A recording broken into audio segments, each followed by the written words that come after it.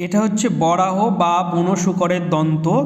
এর প্রয়োজনীয়তা কি কি জেনে নেওয়া যাক। আগে বরাহ অবতার হচ্ছে বিষ্ণুর তৃতীয় অবতার।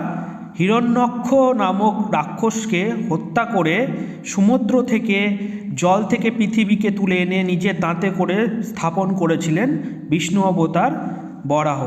আর এই বরাহ দাঁতের কি কি প্রয়োজনীয়তা বা উপকারিতা ভিডিও। এটি ধারণ করলে শরীর অপবিত্র হয় না, শুদ্ধ থাকে, আর অলক্ষ্য আসে না বরং লক্ষ্মী আসে। কারণ রাবণ বলেছিল পরিশ্রম ছাড়া যদি ধনী হতে চান তাহলে বরাহের দাঁত পড়ুন।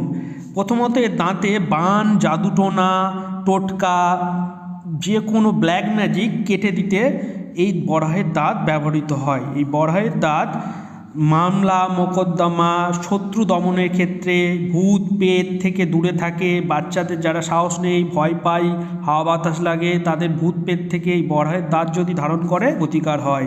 এই বরাহের দাঁত যে কোনো গ্রহের এর প্রতিকার, যেমন শনি সাড়ে সাতি, কালসর্পদোষ, পিতৃদোষ থাকে যাদের, তাদের ধারণ করলে তো খুবই উপকার হয়। বরাহের দাঁত লোন মুক্তি এবং ধন সম্পদ বৃদ্ধির ক্ষেত্রে, ব্যবসায় যদি কোনো জাদুটোনা করে থাকে কেউ, ব্যবসায় হাতে টাকা দাঁড়াচ্ছে না এবং ব্যবসায় ক্ষতি করেছে শত্রুর দ্বারা, তাহলে তো খুব এই বরাহের দাঁত ধারণ করলে প্রতিকার পাওয়া যায়। যদি শত্রু দমনের জন্য এই বরাহের দাঁত বিশাল কাজ করে।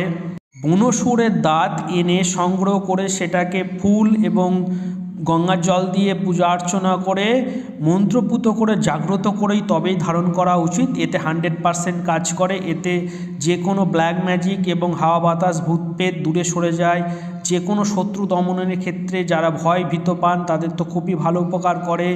যে কোনো মামলা মোকদ্দমা, কোর্ট কাচারি থেকে বরাহের দাঁত ব্যাপকভাবে কাজ করে।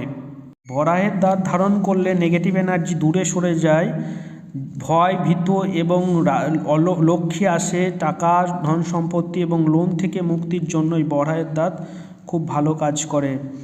এটি পূজা অর্চনা এবং মন্ত্র পাঠ করে জাগ্রত করেই বরাহের দাঁত ধারণ করা উচিত। এটি বুনো শুয়োরের দাঁত।